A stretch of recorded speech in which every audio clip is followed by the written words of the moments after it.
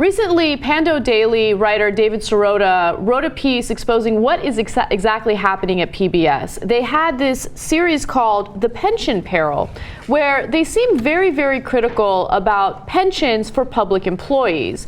Now, after doing a little digging, David Sirota managed to find out who the major funder was for that series, and it was actually a former Enron trader by the name of John Arnold. He donated $3.5 million to make it possible for PBS to cover this story. Now, keep in mind that he runs something known as the John Arnold Foundation, and that foundation is against pensions for public employees. In fact, they'd like to get rid of pensions for public employees in the future, but for those employees that are currently working now, they would like to slash those pensions. So obviously, he has some sort of agenda here, and if he's going to pay $3.5 million to PBS, it's going to have a little bit of influence in their reporting. So the title of David Sirota's piece is The Wolf of Sesame Street. Love it. Which is great. And here's what he writes. He said that Pando has exclusively confirmed that the Pension Peril is secretly funded by former Enron trader John Arnold, a billionaire political power broker who is actively trying to shape the very pension policy that the series claims to be dispassionately covering. Okay? So now, you would think that he probably contacted PBS first, because that's usually what you see with the mainstream press, right? You have these corporate sponsors that will do advertising in the mainstream press, and then the mainstream press will definitely be influenced by that. But in this case, it turns out that PBS contacted him first, looking for the funds, meaning that they had this agenda in their minds. They're like, well, we got to get paid. Let's come up with something that will definitely appeal to someone who's extremely wealthy. That way we get the funding to do this. So to the contrary, the Arnold Foundation spokesperson tells Pando that it was PBS officials who first initiated contact with Arnold in the spring of 2013. She says those officials actively solicited Arnold to finance the broadcaster's proposal for a new pension-focused series. According to the spokesperson, they solicited Arnold's support based specifically on their knowledge of his push to slash pension benefits for public employees. All right, this is disgusting, and apparently PBS is now totally useless. And in fact, it's worse than useless. They're counterproductive. So instead of trying to educate people and do quality programming that people can benefit from, they're actively going around seeking out billionaires that they could service, right? And saying, oh, please give us money. What, for what? For what? So you can stay employed a little longer, so you can get a nice, comfortable salary. That's what you sold out your journalistic integrity for? So did they label the program as clearly funded by this guy? No. And they're supposed to. That's a clear violation of their own ethics and principles stated by PBS. Now, why didn't you label it on air? They have one little sentence on their website, which a lot less people go to. Why didn't you say it on air as you're supposed to? Because you were embarrassed of it, because you know what you did. You went and searched them out and said, how can I pleasure you? Well, how can I put something on air that will serve your propaganda purposes, and then we'll pretend that it's, by the way, part of their objective news programming. They have a show called POV where they're like, well, remember, this is subjective. So they love to clearly label things that might actually be interesting and have a point of view that looks out for people, right? But when it's something that looks out for the billionaires, they don't like to clearly label that. No. Because they got to get paid. They got to get paid. They got to get a salary, right? But look, this is part of their agenda. So the right wing decided, hey, you know what? Instead of trying to kill Big Bird and kill people getting actually educated and get real information from PBS, you know, we always say, oh yeah, they're liberal, liberal, but then they're biased. And then I think one of them must have had a genius idea and said, hey, wait a minute, why don't we bias them? Why don't we take over PBS and have them do a right-wing agenda, right? Yeah, and I think with public broadcasting, and that includes NPR, by the way, you know, you have Republicans that continuously threaten to slash the budgets or slash any type of funding that goes toward these outlets. So at the same time, you know, they're constantly trying to fundraise and find money in order to keep operating.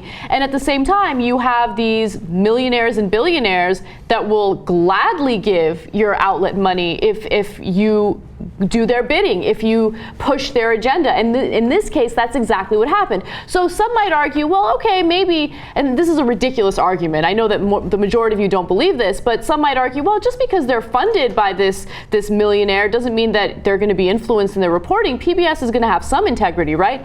Absolutely not. And David Sirota did a great job in specifying how their reporting in this series was inaccurate, okay? But I should also note that the foundation said that they reserved the ability to stop funding the series at any time in the event of extraordinary circumstances. And obviously that is very, very broad and vague on purpose.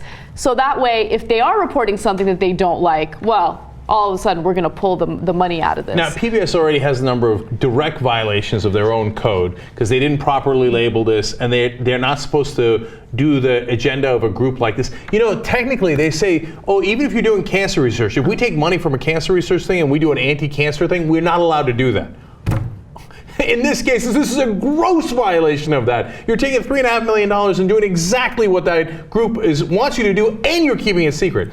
But if all that wasn't enough, they also put in the documentary, oh, these pensions, I mean, the quotes that David has in there, like, oh, the pensions are no good, they're hurting their economy, and they're hurting the local governments, and that's the real problem with the local governments, and that's why they're out of money. And David points out, hey, why don't you talk about the $4 billion in corporate subsidies that the local governments give out? Oh, you didn't get sponsored for that. And then on top of that, as Anna pointed out, they put in a clause there that says, well, look, technically, I didn't have editorial control over that piece, the Arnold Foundation says. On the other hand, if any of it, and it's a 2-year series, it's not a one-time thing, it's a 2-year series.